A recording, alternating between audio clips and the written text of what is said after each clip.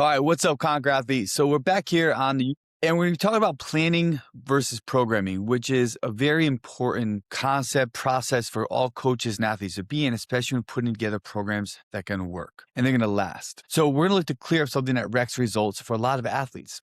And that comes down to poor planning and poor programming. And poor programming because there's no really plan. They're not the same thing, but too often people treat them like they are. Programming without planning is like showing up to the airport with no ticket and no passport and saying, hey, I've got great energy today. Where are we going? Yeah, we might get somewhere, but we're not going to necessarily get where we initially wanted to. So today we want to break down what planning is, what programming is, why both matter, when to do each, and the how. So you can build sound training that's going to continually produce adaptation. So let's first go through the definitions. Planning is the map. Planning is a high-level roadmap. You're thinking about where are we going? What are the priorities?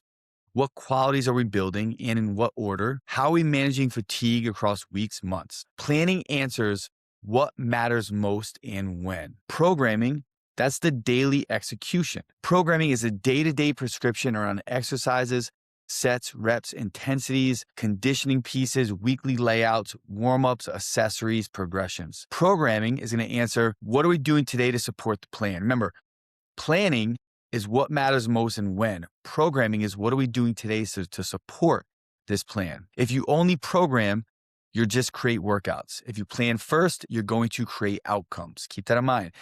If you only program, you're building workouts. If you plan first, you're creating outcomes. So why does this matter? Well, let's stay in regards to mixed modal athletes. Mixed modal athletes are the easiest to accidentally blur the line because of all the stress that's stacked upon one another.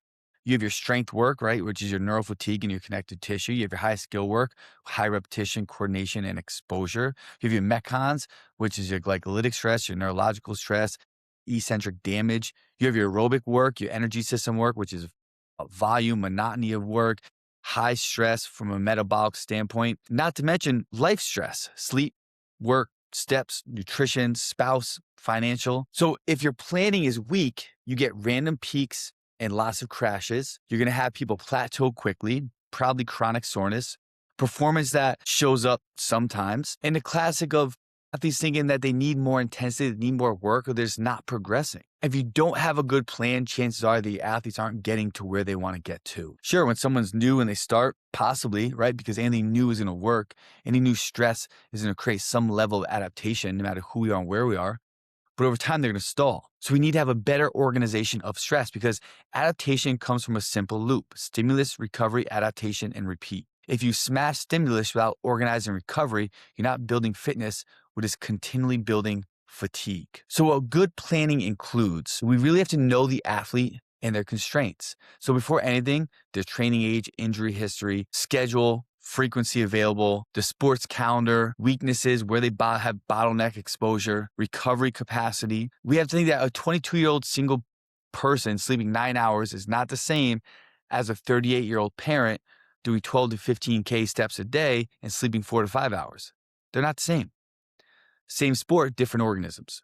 We have to then decide what the priorities are, the hierarchy. You can't improve everything at once, but we can rotate emphasis. So the planning forces us to answer what's the number one limiter right now, what quality gives the biggest return. Typical priorities for mixed modal athletes involve aerobic base, repeatability, strength foundation, skill efficiency, power and speed expression, and sustainability around moderate to high level heart rates. We need to choose a structure that supports this. This is where people argue, what's the best periodization model? Well, here's the reality. All periodization models are generally blends and hybrids of one another, unless we're doing a pure ritualistic approach from a single modality perspective. But we still need structure. We need accumulation, intensification.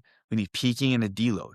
These have to be there. And yes, mixed modal athletes often need more frequent deloads because of the multi-system of stress applied onto the body. So we need to manage fatigue proactively. Our plan should include hard days and easy days, high and low structure, a weekly rhythm, a deload rhythm, and built-in constraints. Planning is basically stress budgeting. So what good planning includes, this is what we're going to dive into now. Now, once the plan is set, programming becomes a craft. So a good programming includes, we want to start the day off with a goal, right? What's the focus from a planning perspective? Is this a strength emphasis, an aerobic emphasis, a threshold emphasis, a skill emphasis, a mixed modal expression emphasis, etc. We need to have these headlines as we're putting together this program. Does this section correctly correlate with that? So this is the part that often coaches miss. Volume, how much work do we need? Intensity, how hard or how heavy is it going to be? Density, how fast is the work going to be delivered? Recovery between sets and between sessions. Two workouts can look identical on paper and feel completely different based on density and rest. Our exercise selection supports the plan. Exercise selection is the creativity hour. It's problem solving. Does this build the target quality? Does it respect the injury history? Does it match the athlete's skill and ability level? Does it fit with the rest of the week? Progression isn't optional. Programming must answer, how does this progress from week to week? Load, reps, sets, density, complexity, pace. If there's no progression or constraint, it's just a workout. Now, think about mixed modal specific. We need to manage interference. So if we blast glycolytic work right before heavy strength repeatability, don't be shocked if your strength stalls or doesn't show up. Interference isn't a never do both problem. It's a sequencing and dosing problem. Now, we know that with mixed modal sports, there comes a time when we need to create that interference because in many competitions, they're going to have that, right? But we have to put them in a position to be successful and then understand that we're training. Understand that we're testing with this interference versus training with the interference. And if that is a bottleneck, then yes, we do have to put them in a position through proper training to build them up to do that successfully. But again, that all comes down to the plan and the program. So when to plan versus when to programming. Planning happens before the training cycle starts, when the calendar changes, so if the competition season's over, or when the athlete's constraints change, when progress stalls. That's when planning happens. Programming happens weekly and daily based upon the readiness, your feedback, your performance trains, fatigue markers, and life stress. Planning is stable, programming is adaptive. We need to plan out the year. We need to plan out the blocks. We need to plan out the structure. And then we program for that based around KPIs, what we're doing from a phase potentiation standpoint, fatigue management. What's the lowest hanging fruit that can give me the biggest return on where I need to bring this athlete now to continually build him along that year, that calendar year for the athlete or the sport year for the athlete. So in closing, right, here's a takeaway. If you want consistent performance, you need a consistent system. Planning gives you direction, programming gives you the execution. We always need to continually build this process for us and for our athletes. If our current model is something like, hey, let's just send in to see what happens, well, we're just kind of rolling the dice. So if you guys found this useful, go through all the YouTube things, like, subscribe, share, download, all that stuff, drop a comment, and we'll continually send out more of these videos. Hope you guys got some good information from this. See you on the next one.